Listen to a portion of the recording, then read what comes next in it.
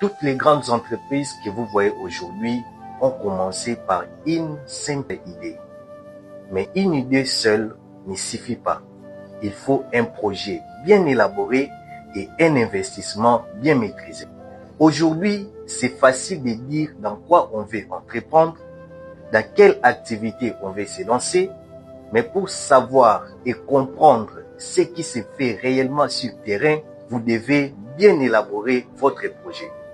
C'est pourquoi nous organisons cette masterclass spéciale sur comment élaborer un projet et réussir son investissement.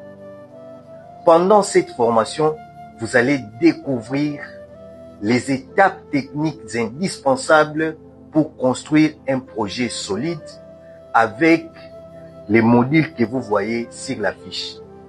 Nous allons vous donner des pratiques recommandées pour réussir n'importe quel investissement. Alors, vous êtes entrepreneur, vous êtes étudiant, vous êtes porteur de projets ou vous comptez vous lancer dans l'entrepreneuriat, ne ratez pas cette opportunité. Réservez dès maintenant votre place à travers les canaux d'inscription qui s'affichent sur l'écran et préparez-vous à réussir dans tout ce que vous allez entreprendre. Après avoir effectué les analyses environnementales de votre projet et mis en place des stratégies marketing qu'il faut pour attirer la clientèle, vous allez maintenant passer à l'étape importante, l'étape qui intéresse même les institutions financières, surtout pour les projets bancables. C'est l'étape que nous appelons l'étape de la formulation de votre projet. Ici, vous allez faire les études de faisabilité de votre projet. C'est à travers cette étape, après avoir fait vos analyses, dans cette étape, vous allez comprendre si votre entreprise ou soit si votre projet est réalisable ou pas. Ici, vous allez comprendre si votre projet est rentable ou pas. C'est à travers cette étape, c'est à travers les outils que nous utilisons dans cette étape que vous allez réaliser si votre projet est réalisable. Passons à notre troisième étape, la formulation de votre projet. Concrètement, qu'est-ce qu'on fait ici? Premier élément dans cette étape, c'est la planification financière de votre projet. La planification financière nous amène à élaborer les documents financiers prévisionnels du projet, notamment le bilan prévisionnel et les comptes résultats prévisionnels de votre projet. Mais avant d'y arriver, surtout, premièrement, pour les bilans prévisionnels, vous devez au préalable définir les besoins de votre projet. Et c'est ce qu'on a fait ici. Premièrement, on a commencé par définir les besoins du projet. Premier point, c'est les besoins en équipement, les besoins en actifs fixes. Par là, vous comprenez que les analyses que nous avons faites dans la deuxième étape n'étaient pas en vain. Nous avons permis d'avoir le prix réel concernant les éléments dont nous avons besoin. Par rapport aux besoins des équipements, qu'est-ce qu'on nous dit ici? Les besoins en actifs fixes consistent en l'implantation d'une maison de pâtisserie, la construction de fours, achat de matériel et équipements ainsi que la garantie locative, les immobilisations acquérir sont reprises dans les tableaux ci-après. Et dans ces tableaux, vous verrez, on a décrit tous les besoins, tous les éléments qu'on a besoin en termes de l'actif fixe ou soit en termes des équipements. Et vous verrez ici, il y a tous les éléments avec leur prix. Maison de pâtisserie, four, pétrin, pétrin en bois, pétrin électrique, platine, étagère et ainsi de suite. Vous verrez avec leur prix juste à côté. Après avoir identifié les besoins en actifs fixes, pour élaborer les bilans prévisionnels, vous devez définir les besoins de l'entreprise. Premièrement, les besoins en actifs fixes. Deuxièmement, les besoins en fonds de roulement. Les gens qui sont initiés dans les notions financières sont en train de comprendre c'est quoi le besoin en fonds de roulement. Parce que ici, je vous signale, pour bien élaborer ou soit pour bien établir ou soit faire les analyses, la planification financière, vous aurez besoin d'avoir quelques notions de la comptabilité, quelques notions financières pour bien faire la planification financière et faire les études de faisabilité. Après avoir identifié les besoins en équipement ou en actifs fixes, vous allez passer par ce qu'on appelle l'amortissement parce que tout ça sont des éléments amortissables. Pour être réaliste, les fonds qu'on construit aujourd'hui, plus tard, ça va perdre de la valeur. Tout ce qu'on utilise aujourd'hui, tout ce qu'on utilise comme matériel, ça ne restera pas intact au fur et à mesure qu'on est en train de l'utiliser. Donc, tous les matériels sont amortissables. C'est pourquoi, même dans votre projet, vous devez prévoir les amortissements de vos éléments. Vous verrez ici, on a prévu les amortissements de tous les matériels qu'on a mis dans le tableau précédent. Et on a l'amortissement pour la maison de pâtisserie et de four. Et le nombre d'années d'amortissement que vous allez mettre dans votre projet ne va pas provenir de votre tête. Ça doit provenir des techniciens ou soit des fournisseurs qui vous a fourni ces matériels. D'ailleurs, c'est mentionné dans tout matériel, les délais ou soit les temps d'expiration ou soit les temps d'amortissement de ces matériels. Ici, on a réalisé que les fours, comme ça sera construit avec des briques rouges, ça peut faire 25 ans. Donc, en 25 ans, ça va perdre la valeur, il faut renouveler. En dehors de la construction des maisons pâtisseries, on a l'amortissement des autres matériels dont leur durée est de 3 ans. Donc, les pétrins que vous achetez, quand vous allez commencer à l'utiliser, il faut penser déjà dans la tête que après 3 ans, nous allons remplacer un autre matériel. L'amortissement, d'une manière vulgaire, c'est de mettre de côté une somme en vue de remplacer un matériel après un certain nombre d'années. Mais dans notre jargon, on le définit comme constat de dépréciation d'un bien de manière irréversible durant un certain nombre d'années. Voilà, c'est ça l'amortissement. Ça nous permet d'être réalistes. Après avoir analysé les amortissements de nos matériels, nous allons passer par un autre type de besoin. Les besoins en fonds de roulement. Car pour financer votre projet, on a d'abord besoin de financer les équipements. Après les équipements, on verra les restes pour financer votre exploitation. Parce que parmi les besoins initiaux d'une entreprise, nous avons les matériels.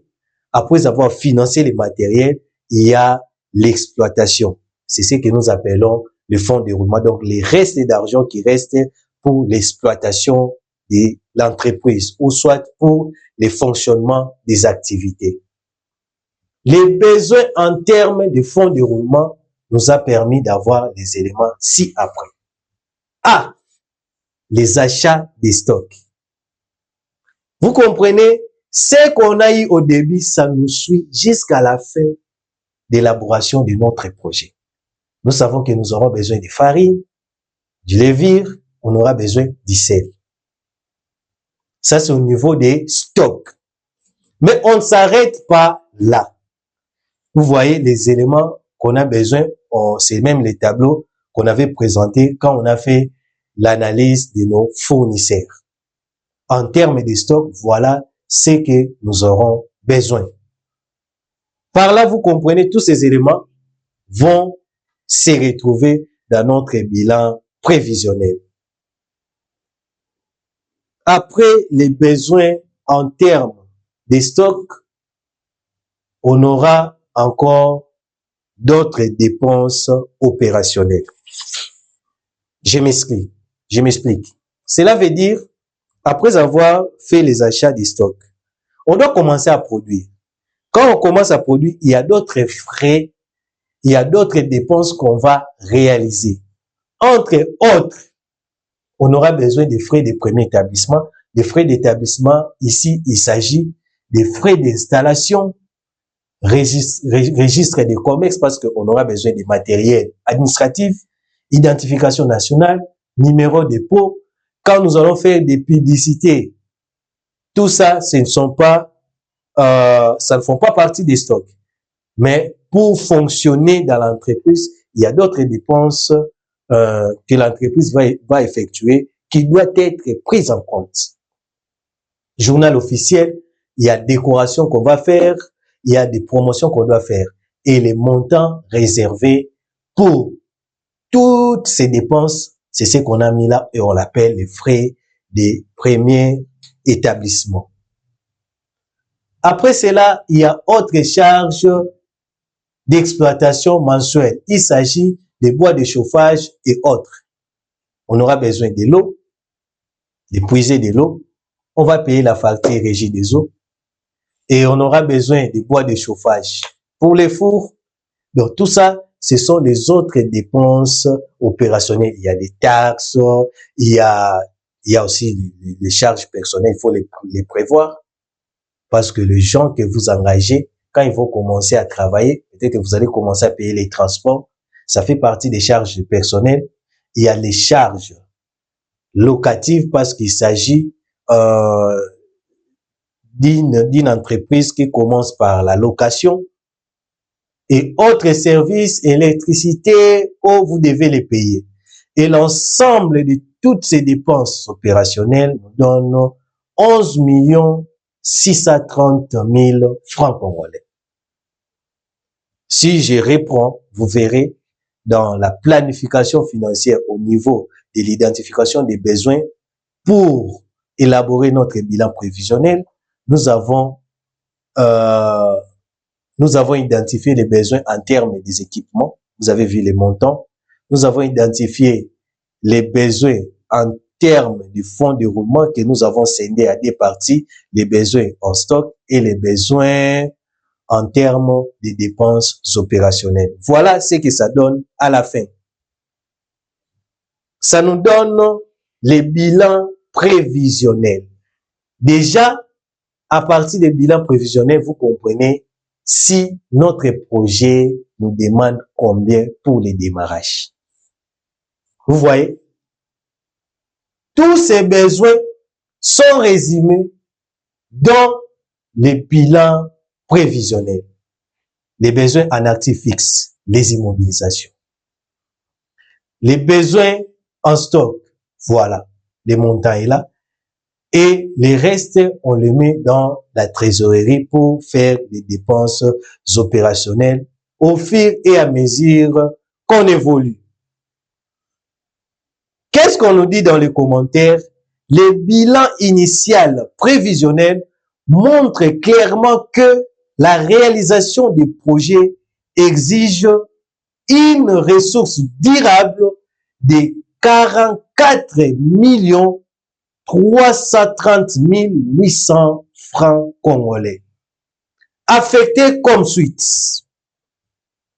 17 390 000 francs congolais de dépenses en actifs fixes et 26 940 800 francs congolais de dépenses en fonds de roulement. Là, nous venons d'élaborer notre bilan prévisionnel. Après avoir élaboré notre bilan prévisionnel, nous allons passer par l'élaboration de notre compte des résultats. Dans le compte des résultats, nous allons prévoir les recettes prévisionnelles et les charges prévisionnelles pour voir lors du notre première année, on aura quel résultat? Deuxième point, nous sommes toujours dans la phase de planification financière de notre projet. Après les points de l'identification des besoins pour avoir le bilan prévisionnel, les points suivants, toujours dans le cadre de la planification financière, c'est la prévision ou soit l'élaboration du compte résultat prévisionnel. Ici, il s'agit de déterminer les résultats de la première année de votre projet. Mais comment est-ce qu'on les procède? On procède d'abord par prévoir les dépenses prévisionnelles de votre projet, soit les charges prévisionnelles de votre projet, en comparaison avec les recettes prévisionnelles de votre projet. Ceux qui sont du domaine comprennent déjà pour déterminer les résultats, on fait la comparaison ou soit le parallélisme des recettes et des dépenses. La différence des recettes et des dépenses, c'est à partir de cette différence que nous obtenons les résultats de notre entreprise. Maintenant, ici, nous sommes en phase de planification. En phase de planification, cela veut dire nous sommes en train de faire des prévisions. Dans un premier temps, vous allez déterminer ou soit vous allez faire les prévisions des produits d'exploitation. En d'autres termes, les recettes d'exploitation, les recettes prévisionnelles. Et vous verrez ici les éléments que nous avons obtenus en faisant ou soit en projetant les recettes prévisionnelles de notre projet. Vous allez voir les éléments que nous avons mis ici n'ont pas tombé du hasard. Ce sont des éléments qui proviennent d'une analyse approfondie qu'on avait fait sur terrain. Après avoir déterminé le prix auquel on devait vendre notre produit, vous voyez, à partir de ça, on peut projeter l'ensemble des recettes que nous allons réaliser durant la première année, ou soit l'ensemble des recettes prévisionnelles. Vous verrez ici, on rappelle encore un sac de farine nous donne 420 pains de 500 francs. Les recettes annuelles du projet sont également à la sommation des ventes annuelles diminuées de 25% des commissions de vendeuses. Après avoir fait l'analyse sectorielle, on réalise que les mamans vendeuses bénéficient de 25% des commissions. Cela revient à la soustraction parce que quand vous allez commencer à vendre, vous devez savoir pour les 1000 francs vendus, il y a 250 francs qui ne m'appartiennent pas, qui appartient aux mamans vendeuses dont je vais payer à la fin du mois. Ce qui fait qu'à la fin de l'année, on aura la sommation des ventes moins les 25% de commissions des mamans vendeuses. Et ces tableaux nous présentent l'ensemble des recettes prévisionnelles qu'on a besoin dans notre projet. Après avoir analysé les recettes prévisionnelles d'un côté, de l'autre côté, vous aurez besoin de prévoir les charges prévisionnelles dès la première année. Les charges d'exploitation. Premièrement, on a les charges en termes de matières premières, en termes des achats de matières premières. Nous avons ces tableaux qui nous reviennent. Donc ici, nous projetons durant la première année la sommation la sommation en termes d'argent de tout ce que nous allons acheter comme matières premières.